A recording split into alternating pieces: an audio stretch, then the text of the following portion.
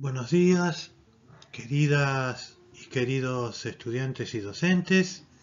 Esta es una exposición que hago en reemplazo de Analía, que está transitando un momento complicado familiarmente y todos esperamos pronto se solucione. Lo que hoy vamos a tratar es una aproximación mayor, más específica a la materialidad del edificio, enmarcada en las cuestiones contextuales que hemos venido viendo hasta ahora. Precisamente nos vamos a detener hoy en los muros.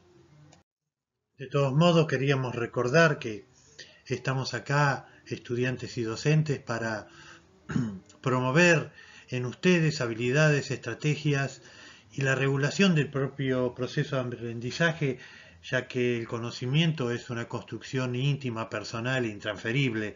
Nosotros solamente motivadores, acercamos herramientas, información, experiencia, pero la construcción del conocimiento está en cada uno, cada una de ustedes.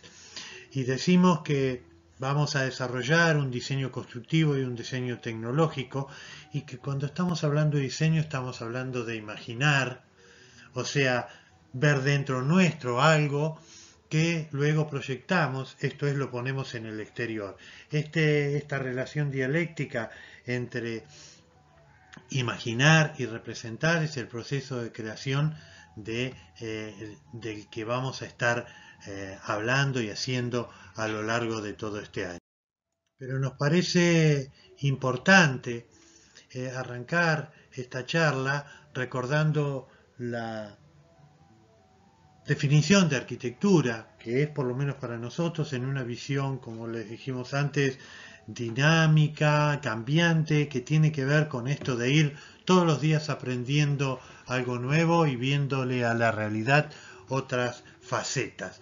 Es así que entendemos que la arquitectura es la estructuración del medio ambiente con un compromiso social y sustentable, esto es, la intervención nuestra modifica, pero a su vez debemos estar comprometidos con el futuro, que lo que hoy hagamos no traiga perjuicios futuros.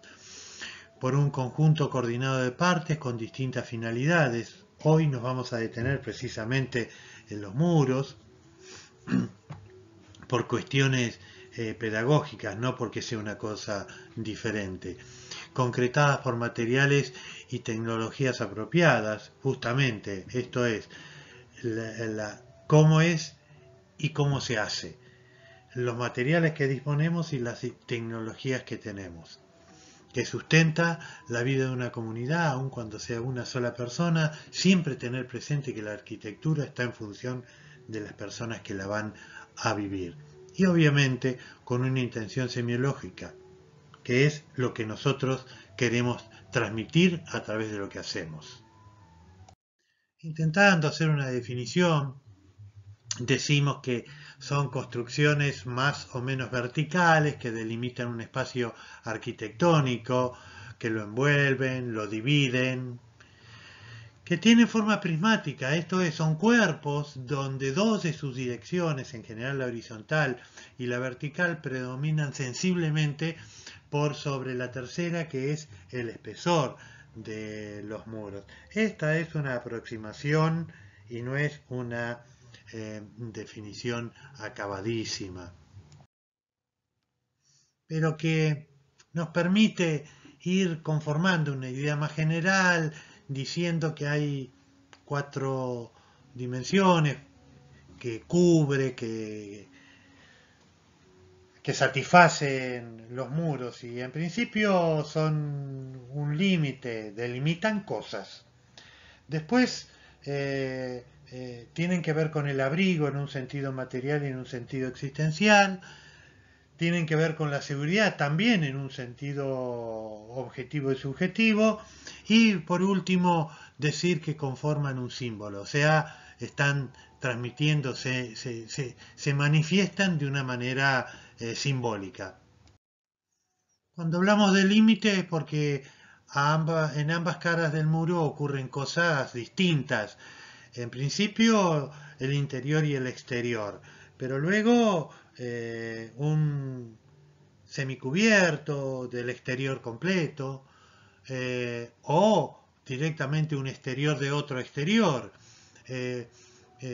También pueden categorizar estos exteriores. Por ejemplo, el muro que se encuentra sobre la línea municipal delimita un exterior privado de un exterior público y compartible.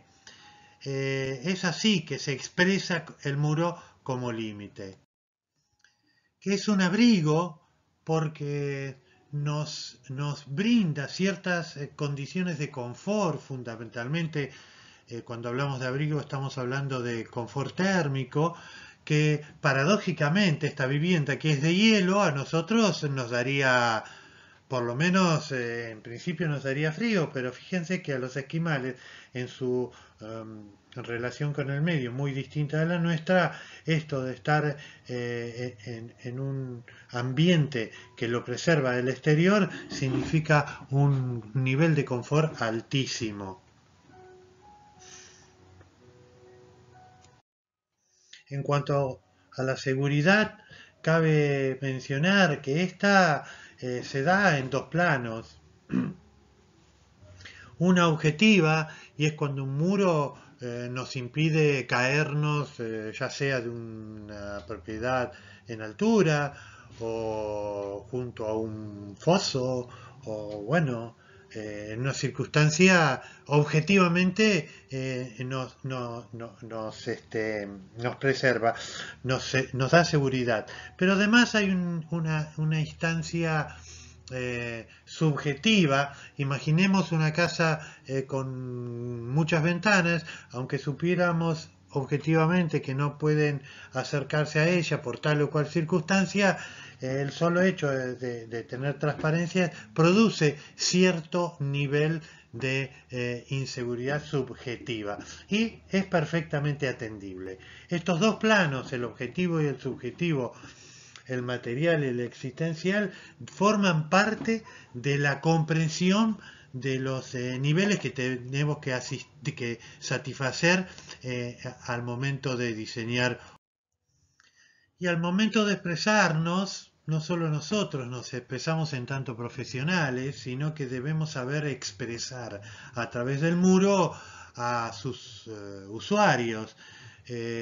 Mal que nos pese, la casa nos representa, nos expresa, representa nuestra expectativa de ubicación social, de relación con la naturaleza, de relación con otras casas, de relación con personas extrañas o personas conocidas. Todo eso está implícito o explícito en el diseño y en la materialización de un muro.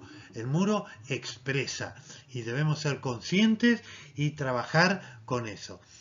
Y nosotros, como posición de cátedra, decimos además que debe expresar primero y principal al usuario, al comitente, luego al arquitecto. Por lo tanto, estamos diciendo que una de sus funciones es la interacción de dos partes. Entre estas partes tenemos la solicitación del medio y por eso da unas respuestas con sus materiales, pero también hay una solicitación desde lo social y se da una respuesta en tanto mensaje. O sea, que el muro es un mediador entre lo que ocurre de un lado, los usuarios, y del otro lado, la naturaleza y la cultura.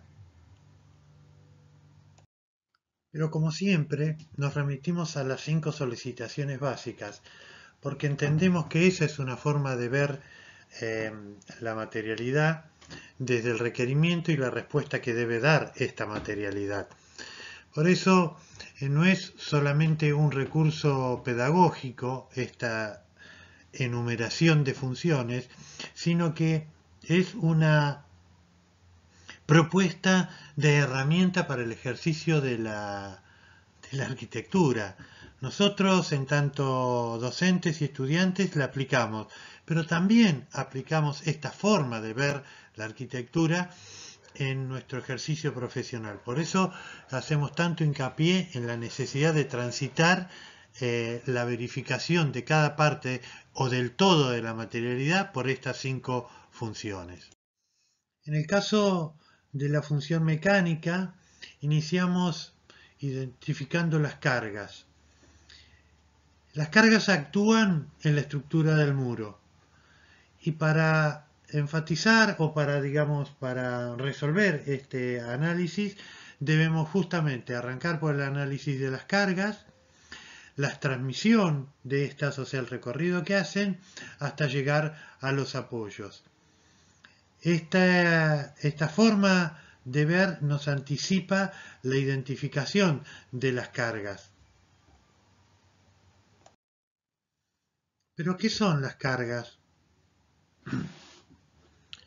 Las cargas son los pesos, por decirlo de alguna manera, que actúan sobre la estructura del muro en este caso. Las tenemos, las más frecuentes, las más grandes, las tenemos por la acción de la gravedad. Constituyen el peso propio y este peso propio desarrolla una reacción. Luego tenemos las otras ocasionadas por la fuerza de la naturaleza, en nuestro medio fundamentalmente el viento, que genera una presión y una succión. El viento que viene del sur ejerce una presión en las paredes sur. Y por donde se va, o sea en las paredes norte, una succión. Todos saben por qué vuela un avión. Un avión vuela porque tiene alas, pero además porque la superficie superior del ala tiene un desarrollo mayor que la superficie inferior del ala. Por lo tanto, el aire que corre por arriba produce una depresión que es lo que permite que el avión vuele. Bueno, en nuestras viviendas ocurre lo mismo. El viento que pasa por sobre el techo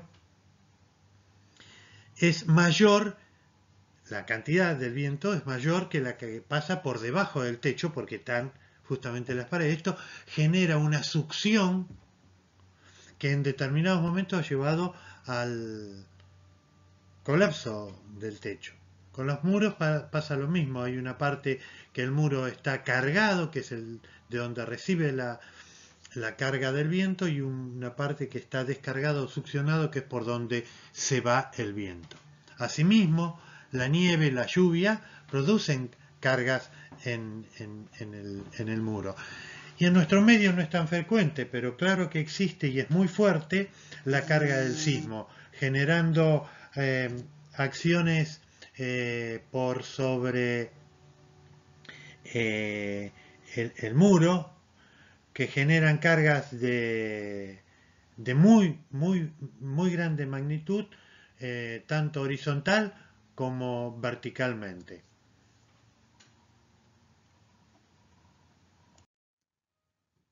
Mencionamos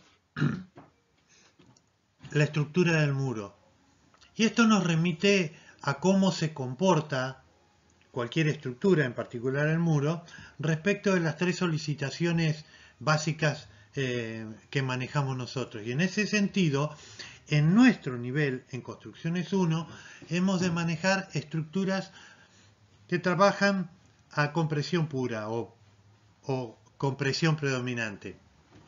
Y esto significa que está compuesta por piezas individuales que, apiladas unas sobre otras, son capaces de absorber justamente esfuerzos de compresión, tanto el peso propio como las cargas que le van a ser sumadas. Este es el recorte que nosotros aplicamos en Construcciones 1. Luego tenemos estructuras de tracción, aunque parezca raro, pero esas son, por ejemplo, las estructuras de las carpas, las estructuras de los superdomos, etcétera, que son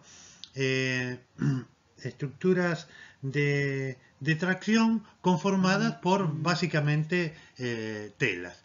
Y después tenemos la combinación de compresión y tracción que conforma la flexión, y en este caso encontramos los tabiques, por ejemplo, de hormigón armado, que están solicitados a cargas laterales importantes, como pueden ser las paredes de los tanques o muros que contienen cargas laterales significativas. Decíamos entonces que estaba conformada por piezas individuales. Estas piezas individuales básicamente las llamamos mampuestos porque más allá de su composición y de su forma, están puestas con la mano. Y esto no es un dato menor, pues condiciona, por lo menos en términos ergonométricos, el peso de las mismas. Estos mampuestos son unidades que apiladas una sobre otra son capaces de absorber los esfuerzos de compresión como mencionábamos antes.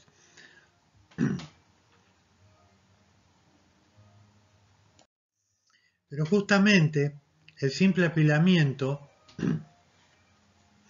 no es suficiente para lograr una estabilidad de la suma de estas piezas y tampoco para lograr una estanqueidad entre ambas caras del muro en cuestión.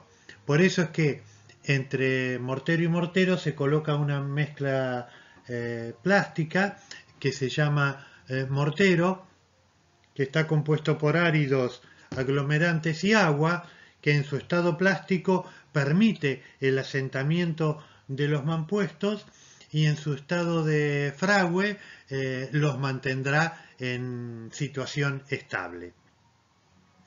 La suma en horizontal, la secuencia en horizontal de mampuestos se llama hilada, pues en la construcción propiamente dicha se utiliza un hilo para alinearlos de manera correcta.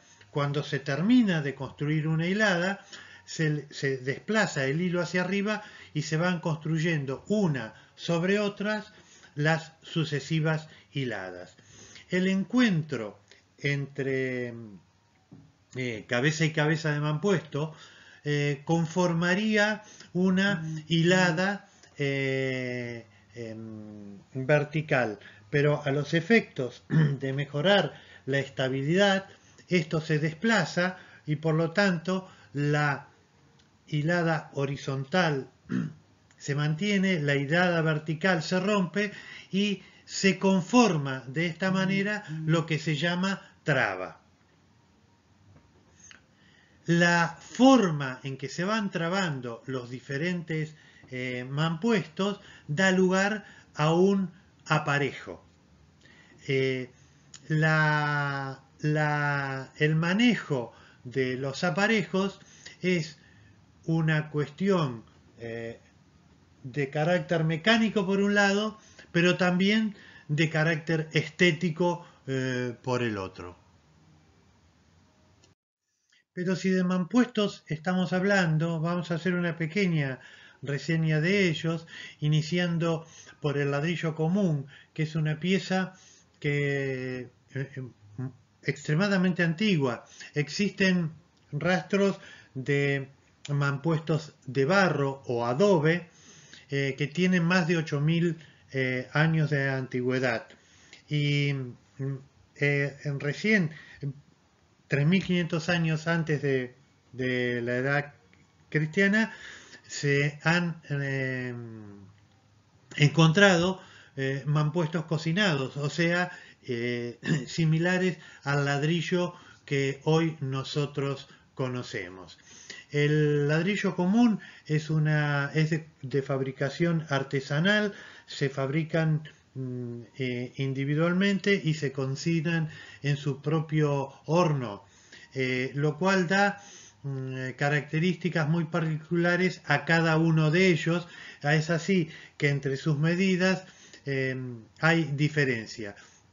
En términos generales, un ladrillo común medirá entre 5 y 6 centímetros en su longitud menor, entre 12 y 14 el ancho y entre 24 y 26 para el largo. Se utilizarán 55 aproximadamente para hacer un metro cuadrado de pared de 15 o 110 para hacer un metro cuadrado de pared de 30. El peso aproximado depende del tamaño y el grado de humedad que tenga, estará entre 1,5 kilos y 2 kilos. La versión industrializada y moderna del mampuesto son los cerámicos cocidos, los ladrillos cerámicos o bloques cerámicos. La gran ventaja de esto es que vienen normalizados, a diferencia del ladrillo común, tienen un riguroso control de las medidas y de sus prestaciones. Es así que el bloque cerámico de agujeros verticales tiene 12 centímetros de ancho, 19 de alto y 33 de largo, o 18, 19, 33, con un peso entre casi 6 kilos y 7 kilos y medio, 8, con un rendimiento de 15 piezas por metro cuadrado. Si bien a estos se los llama portantes, nosotros pensamos que todo mampuesto tiene una capacidad portante. Por forma, los bloques cerámicos, tienen mayor capacidad portante. Como decíamos, los ladrillos cerámicos, entonces, de agujeros horizontales, si bien tienen menor capacidad portante que los bloques, son igualmente eficientes y vienen en 3 anchos diferentes, 8, 12 y 18 centímetros de espesor, con un largo de 33 centímetros y un alto de 18 centímetros. También tiene un rendimiento de 15 piezas por metro cuadrado y sus diferentes anchos dan para muros de 10, 15 y 22 centímetros de espesor terminados. En el caso de los bloques de hormigón, caben las mismas consideraciones que para el primero que vimos, bloque cerámico, salvo que sus dimensiones varían, son 9 de ancho, 14 de ancho o 19 de ancho, para una altura constante de 19 centímetros y un largo constante de 39 centímetros. Con lo cual hace que sean necesarios 12 piezas y medias para un metro cuadrado. Como se observa en la imagen, tienen solamente 2 agujeros, lo cual hace muy difícil su cercenamiento. Por lo tanto, será necesaria una modulación de acuerdo a las medidas en las cuales se disponen, que son pieza y semipieza. Los hay también llamados de hormigón alveolar, que mejoran las condiciones de peso y de transmitancia térmica. Son de 7, 10, 12, 15, 17 centímetros de ancho, para una altura de 20 o 25 por 50 centímetros, variando sus pesos entre 6,8 y 17 kilos, lo cual como mampuesto realmente lo inhabilita o lo dificulta de manera significativa. Pero bueno, son elementos existentes y para determinadas circunstancias perfectamente válidos. Precisamente la disposición de los mampuestos, y sobre todo en el ladrillo común y sobre todo en nuestro medio, que estamos acostumbrados a verlo de manera sin revestimiento, o sea, ladrillo visto, su disposición es ofrece infinitas variedades. De las más importantes y más simples vamos a mencionar el ladrillo colocado a soga, o sea, con su cara larga vista, con junta horizontal continua y junta vertical trabada. Esto nos da un indicio del ancho del muro, que es de 15 centímetros de manera genérica. En este caso, la disposición se llama atizón, lo que se muestra es la cabeza del ladrillo, y de disposición plana, también con juntas horizontal continua y trabado en la vertical. Esto da un indicio del ancho del muro que genéricamente denominaremos muro de 30. Esto que vemos acá se llama muro de panderete y está mostrando la cara plana del ladrillo. Este es un muro muy excepcional que se hace como complementos de otra construcción. Simplemente se empleará para ser soporte de algún revestimiento o una situación similar. Por ser tan fino no tiene la capacidad suficiente como para soportarse. Pero se utiliza mucho en obras, ya dije, de manera complementaria. En este caso tenemos el ladrillo dispuesto de sardinel. También se ve la cara más pequeña, pero puesta parada, de modo que en una secuencia en general se van a utilizar para terminación estética de dinteles o para terminación estética y funcional de alféizar, y en algún caso se utilizan para pisos también. La junta horizontal sigue siendo continua y la vertical, como en general el sardinel se utiliza en una sola hilada, no se trabará. En este caso vemos aparejos de ladrillos comunes. Ya dijimos que en realidad la cantidad de aparejos es infinita y depende de la capacidad de creación del proyectista.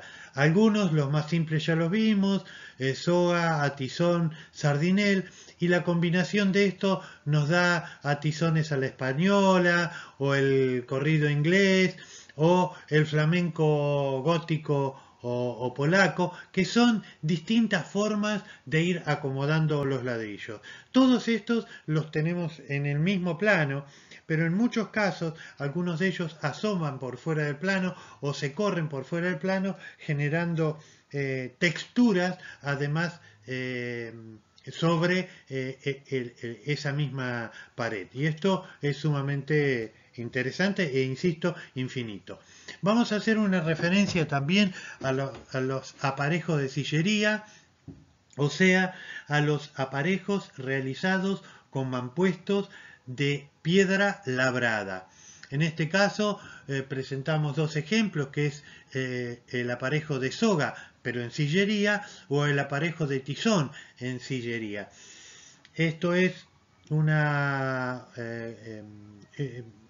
se encuentran desde la antigüedad, y en algún caso los encontramos de grandes dimensiones, de un pulimiento perfecto, lo cual evita la incorporación del mortero entre mampuesto y mampuesto. En nuestra ciudad podemos encontrar un símil sillería que está con el cual se ha construido la fachada de la municipalidad de nuestra ciudad. Si hasta ahora pudimos ir viendo los mampuestos acomodados en hiladas y estas superpuestas, imaginamos entonces que así se va construyendo un muro. Imaginemos pues la más simple de las construcciones, un simple cuadrado, como si fuera una caja, es fácilmente ver que las cuatro paredes se apoyan entre sí y no podrían caer hacia el interior del espacio, pero sí podrían caer hacia el exterior del espacio. Para evitar esto, haremos una especie de atadura con una cadena capaz de absorber el esfuerzo de tracción generado por la expansión de las paredes. Precisamente estas caras van a estar cosidas por un elemento que funciona a la tracción y que denominaremos encadenado. Este encadenado, si bien forma parte del muro, está compuesto por otra tecnología que en general es la tecnología del colado de hormigón, pero bien podría haber sido también en construcciones pequeñas materializado con un hierro que corre por una o dos hiladas con mortero de cemento. Del mismo modo que vimos como vimos que estas cuatro paredes se vinculaban entre sí y se sostenían solidariamente a través del encadenado, podemos ver que es necesario hacer huecos, vanos, para la colocación de ventanas o puertas. En este caso, es fácil imaginar que la parte del muro que se encuentra sobre el vano necesita una pieza adicional para ser sostenida. Es así que aparecen las vigas o dinteles. Estas piezas, por la función que cumple, por la deformación que tienen, por el esfuerzo al que están sometidos, son piezas sometidas a la flexión. Cuando estas piezas coinciden espacialmente en la ubicación dentro del muro, y esto es muy frecuente con el encadenado, no hay que confundir la función que cumple el encadenado con la función que cumple una viga o dintel. El encadenado es una pieza que trabaja a la tracción y corre alrededor de todo el edificio, y la viga o dintel es una parte de ese encadenado que está por sobre el vano y al cual se le ha adicionado armadura, hierro, que hace que esta parte sea capaz de absorber el esfuerzo de compresión y de tracción. Y solamente en ese caso y en esa parte es un dintel. Aunque visualmente aparezca como la misma, no. El encadenado es una parte y la viga o dintel es otra. Pero vimos entonces las hiladas, los aparejos, los muros en relación con otros muros, la pieza adicional estructural a la tracción que es el encadenado, cuando éste se transforma por acción de la flexión en una viga o dintel, y en algunos casos esta viga o dintel se desplaza hacia el filo o cara exterior del muro, permitiendo o posibilitando un espacio detrás de sí por el que puede pasar el rollo o ubicarse el rollo de las cortinas de enrollar. Entonces vemos cómo esta secuencia va cumpliendo distintas finalidades y puede ir adecuándose a cada una de las necesidades que vamos teniendo, pero siempre estrechamente vinculadas. Es así entonces que cuando uno diseña un muro debe tener presente todas estas necesidades o funciones para ser correctamente resueltas. Es así que entonces en la aplicación podemos ver el empleo de ladrillos comunes, como en esta imagen, a muro cerrado, a muro semitransparente, ofreciéndonos colores, texturas, ubicaciones y relaciones entre el interior, el exterior, el semicubierto, de una riqueza realmente importante. Un una pieza tan simple como el ladrillo común puede dar resultados realmente asombrosos y bellos. Para el caso de este edificio, vemos que los muros ciegos tienen unas pequeñas troneras permitiendo la ventilación en la parte superior de los mismos, que es solamente con el juego de los ladrillos. Mientras que para la parte de acceso se han generado una secuencia de pilastras de ladrillos y en su parte superior tienen un encadenado que en los vanos se transforma en dintel, es tapado con un ladrillo de panderete de junta simple, y si hacemos un esfuerzo vamos a poder ver por debajo de este el hormigón que constituye, insisto, el recorrido del encadenado, que frente a los vanos se transforma en viga o dintel. En este caso, el ladrillo común, por ser un producto de particular fabricación en ese lugar, se ha utilizado en su máxima expresión, encontrándolo también como revestimiento de los pisos. En esta imagen vemos el Colegio Ilia, a escasas cuadras de la facultad, y vemos la pared exterior está conformada por un doble muro de ladrillo común, interior y exterior. El encadenado está expresado en hormigón sobre las ventanas, y es un encadenado de dintel que por detrás del ladrillo continúa como encadenado. No es un error de la foto que se vea que no se distingan las hiladas, es una voluntad del proyectista, y acá ha elegido un muro un doble muro compuesto por dos muros de ladrillo común de 15 centímetros de espesor, junta trabada y bolseada, con mortero coloreado, con 10% de ferrite en su agregado de cementicio. Esto que yo relato acá es el texto de una especificación, esto es una instrucción que acompaña la gráfica para que el jefe de la obra o el capataz día a día pueda repetir la misma fórmula y no varíe ni la textura ni el color de la ejecución de este muro. Para el caso que estamos observando ahora, en mampostería de piedra cerrada, se ve una superficie muy trabajada y con hiladas horizontales corridas y traba vertical irregular, porque las piezas son irregulares.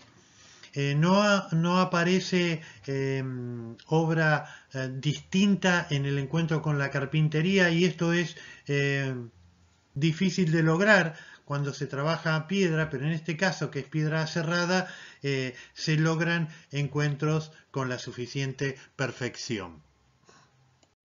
Mientras que para este ejemplo de mampostería de piedra irregular, donde no se reconocen ni hiladas horizontales ni verticales por la irregularidad del mampuesto, el proyectista ha elegido enfatizar el encuentro entre carpintería y mampostería, dado que es para una carpintería del tipo que está acá, supuestamente de metal, aluminio o equivalente, es muy difícil lograr un encuentro satisfactorio entre una pieza tan delicada como esa carpintería y las superficies tan imperfectas de la mampostería de piedra irregular. Insisto, entonces se ha elegido enfatizar este encuentro no solo en donde está la carpintería, sino en toda la mocheta proyectándose al exterior.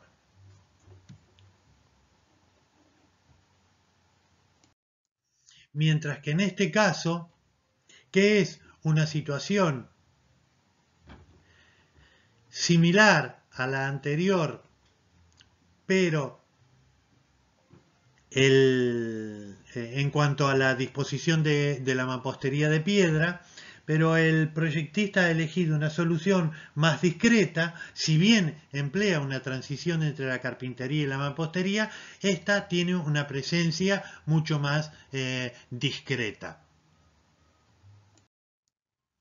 Vemos acá una construcción que combina dos tecnologías, la piedra y la madera.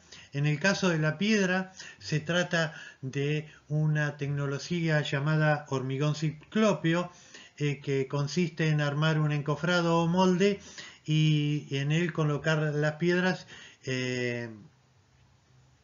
manualmente. Por eso sigue siendo una tecnología del mampuesto.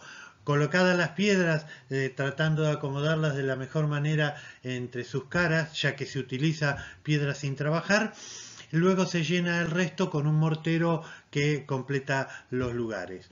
Esta es una tecnología que logra un mampuesto heterogéneo, como es el hormigón, pero que ofrece una particular terminación tanto interior como exterior y una prestación de alta solidez. En el caso del encuentro con los marcos con la mampostería se utiliza, estos se colocan durante la ejecución, lo cual requiere un pequeño trabajo adicional de acomodar especialmente las piedras en lo que sería el antepecho y el cabezal del marco, al igual que las mochetas laterales. Esta casa pertenece a un proyecto que hizo Analía. En este ejemplo vemos una mampostería de bloques de hormigón con junta corrida horizontal y vertical, lo cual está forzando la tecnología buscando un resultado estético. Necesariamente para su construcción debieron haber tomado alguna precaución. Seguramente han corrido hierros de manera horizontal para evitar las fisuras verticales. Continuando con los bloques de hormigón, podemos observar esta construcción en la cual se combinan los bloques ciegos con los bloques transparentes o semitransparentes, generando texturas y ambientaciones muy particulares y que posibilita justamente esta pieza. Pero simultáneamente con esto, y algo que ya habíamos mencionado, el bloque de hormigón es un elemento difícil de trabajar si no es entero o la semipieza. Por lo tanto, si bien no se ve en detalle en la planta aquí expuesta, esta seguramente habrá estado modulada a las medidas, a múltiplos de la medida de la pieza. Porque, insisto, cortar uno de estos es poco menos que imposible porque se deteriora y además es muy difícil de lograr una terminación correcta, máxime si se piensa en una vista de la pieza como es en este caso. Vamos a tratar ahora la función hidrófuga, esto es la presencia de agua líquida movida por la fuerza de la gravedad que la trae hacia la tierra en el momento de la lluvia, por la capacidad de la fuerza cinética que le da esa misma caída y que rebota, o por la capilaridad, que es la posibilidad que tiene el agua de ascender por los vasos capilares de distintos elementos. En síntesis, de lo que se trata es de evitar la presencia de agua en lugares que no debe estar, ya que el agua corroe los materiales metálicos, disuelve los materiales pétreos, ya sean naturales o artificiales, solo una cuestión de tiempo, y pudre los materiales vegetales, como en el caso de la madera. Es muy importante no permitir el contacto del agua entonces con los materiales en general, porque los hierros podrían corroerse, oxidarse y corroerse, y ustedes habrán visto esas pequeñas como fluorescencias blancuzcas sobre la superficie de las paredes nuevas en general, y eso es la humedad que ha arrastrado minerales de su interior. Por lo tanto, el cuidado del agua en los muros es realmente importante. Al momento de impedir el paso del agua en un muro, prestaremos especial atención a la capa exterior, llamada barrera hidrófuga vertical, a la barrera hidrófuga horizontal, que en general se hace doble y con laterales, llamada cajón hidrófugo, al escurrimiento de las aguas de lluvia, permitiendo que, mejor dicho, no permitiendo que éstas en lo posible toquen la superficie del muro, y prestando especial atención a los encuentros entre situaciones de perforación, como son las interferencias, tal el caso de ventilaciones de artefactos, acometidas de fluidos, agua, gas, etc., entrada de cables a través de pipetas. Bueno, todos estos elementos deben prestarse especial atención para que no se conviertan en lugares por los que puede llegar a penetrar el agua. En términos generales, vamos a reconocer dos formas de materializar estas impermeabilizaciones corridas. Una son los revoques, que se llama, el revoque impermeable se llama azotado por la forma de aplicarlo, y consiste básicamente en un mortero de cemento con agregado hidrófugo, o las pinturas en general, que compondrán membranas, ya sean asfálticas o impregnantes. En el caso de las capas, de la doble capa horizontal con laterales, llamada cajón, se utiliza la doble condición, o sea, el material cementicio con agregado hidrófugo y la pintura asfáltica o similar. Estas pinturas tienen la particularidad de ser impermeables, pero además de ser elásticas. Por lo tanto, estarían en condiciones de absorber o de corregir las microfisuras que pudieran suceder en un material rígido como es un material cementicio. En las imágenes vemos, por un lado, el azotado, que va debajo del revoque grueso y se realizan simultáneamente, y por otro lado el cajón hidrófugo, que de una coloración oscura pues ha sido tratado con pintura asfáltica. Entonces podemos ver que, en resumidas cuentas, la función hidrófuga del muro la podemos resolver a través de protección por diseño, esto es proteger al muro a través de un alero, a través de viseras, a través de cornisas, a través de goterones que desvían el corrimiento de la gota de agua, y que sin necesidad de lograr una impermeabilización por revoque o por pintura, evitamos el caso de evitamos la presencia del agua frente a la superficie del muro.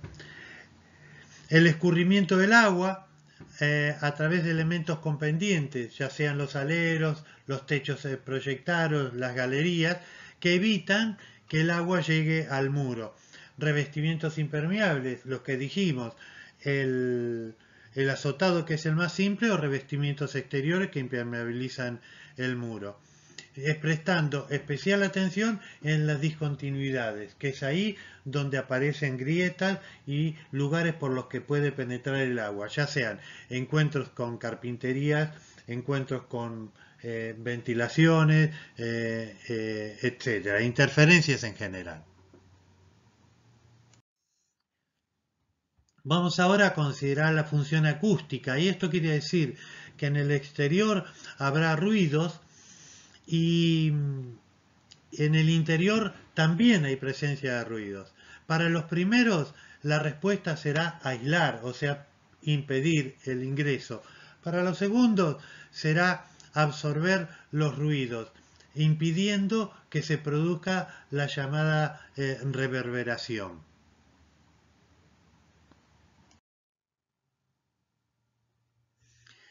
La Organización Mundial de la Salud propone como un parámetro saludable de sonido entre 50 y 55 decibeles máximo.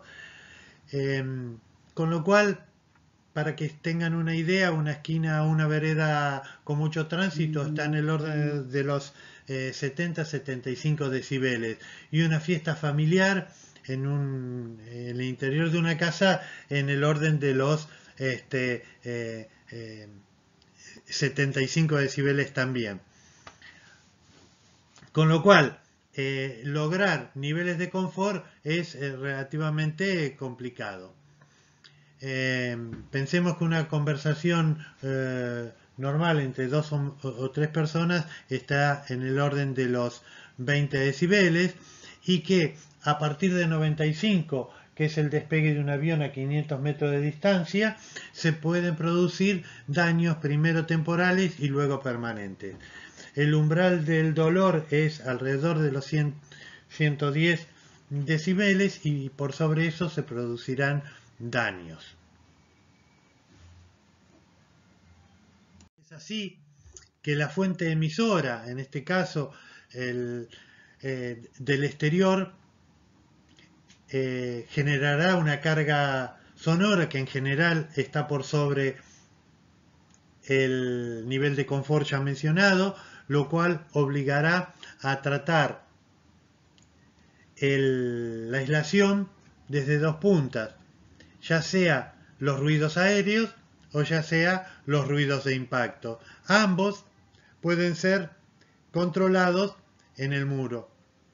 En el caso interior, en que se producen ruidos, para evitar la reverberación se tratará de dos maneras: parte por reflexión y parte por absorción.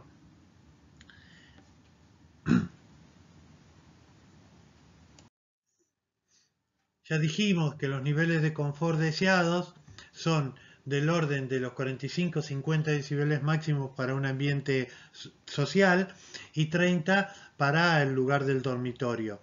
Con lo cual, los muros deberán preservar esta condición respecto de la invasión de sonidos exteriores. En este caso, aplicaremos la aislación por la ley de masas. En el caso de la absorción de los ruidos interiores, recordemos que el nivel de confort tiene que ver con el tiempo en el que se desgastan 60 decibeles y para una casa no debieran superar los 0,5 segundos. Es así que trataremos el interior de los muros con materiales absorbentes y que permitan desgastar el sonido. Y para la aplicación de la ley de masas, lógicamente consideraremos el peso de los muros. En este caso, por usar tecnologías de mampuestos, en general hay un aporte suficiente con la sola construcción de los muros. Pero en síntesis, la función acústica la resolveremos diseñando correctamente y verificando a través de la ley de masas la aislación necesaria y diseñando correctamente pero verificando a través de los modelos propuestos las frecuencias que no sean correctamente absorbidas, de modo tal que no tengamos una invasión de sonidos exteriores y podamos manejar adecuadamente los sonidos interiores. Ponemos a disposición de ustedes unos simples modelos que han sido elaborados en la cátedra por Gabriel Salas y que permiten cuantificar de una manera relativamente simple estos fenómenos e ir ajustando los diseños que nosotros vamos proponiendo. Ya algo dijimos del comportamiento térmico cuando hablábamos del abrigo, pero en síntesis se trata de sostener las condiciones de confort en el interior cuando en el exterior, por más o por menos, hay diferencias importantes de temperatura. Recordemos que la temperatura de confort es alrededor de los 20 grados, 18, 22. Los muros, en este caso, a través de su capacidad aislante, retardarán la pérdida o ganancia de temperaturas por sobre y por debajo de las condiciones de confort. El modelo que aplicamos para diseñar y verificar el comportamiento térmico es el cálculo de globalidad térmica, en el cual están incluidas muchas variables que tienen que ver con la capacidad intrínseca de aislación de los muros y sus componentes, con la relación superficie-volumen, con la relación opaco-vidriado y también con la renovación de aire. Podríamos decir que a esto es deseable sumarle la conciencia de aislación, de orientación, que sirve para ganar radiación en invierno y para evitarla en verano.